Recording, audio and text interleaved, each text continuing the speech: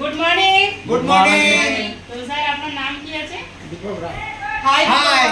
High. আপনার এখানে কতদিন হলো আর আপনি কি কারণে এসেছিলেন আর এখন কি আপনার রেজাল্ট আছে? আমার এখানে 3 মাসের বেশি হলো আর কি। আর আমার মূলত শ্বাসকষ্টটা আছে আর প্রেশার সুগার হাঁটুগুলো ব্যথা ছিল।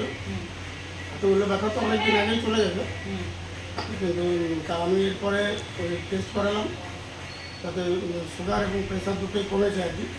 ডাক্তার কাছে যাওয়ার কাছে ডাক্তার বললো যে দুটো করে খাচ্ছিলাম, সুগারের ওষুধ বলে একটা করে খেতে বলেছে, আর প্রেশারের 6টা খেতাম, প্রেশারে ওটা বলেছে একটা করে 3বার খেতে বলেছে।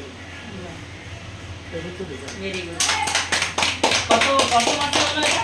এটা 3 মাসে একটু বেশি হয়েছে আর কি। 3 মাস। শ্বাসকষ্টের দিক দিয়ে একটু কম আছে? শ্বাসকষ্টের না, ব্যাপারটা বাথরুম যেতে একটু অসুবিধা হতো, সেটা এখন কমেছে, তবে একটু কখনো বাড়ে কখনো কমে যায় আর কি।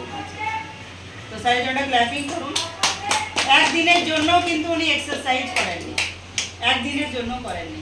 অতএব উনি যেটা বললেন আমি ডিসক্লেমার দিয়ে দিই, কারণ সুগার, প্রেসার, থাইরয়েড, কোলেস্টেরল আমরা এখানে ট্রিটমেন্ট করছি না। আমরা শুধুমাত্র খাবার দাবারটা মানুষের চেঞ্জ করছি, ক্যালোরি ম্যানেজমেন্টের উপরে রাখছি, আর সিস্টেমটাকে উনি মেনটেন করছেন, তার জন্য কিন্তু হচ্ছেন, ট্রিটমেন্টের জন্য নয়। আমরা ট্রিটমেন্ট জানি না, মেডিকেল ডিপার্টমেন্ট নয় এটা। Okay, so thank you all of you.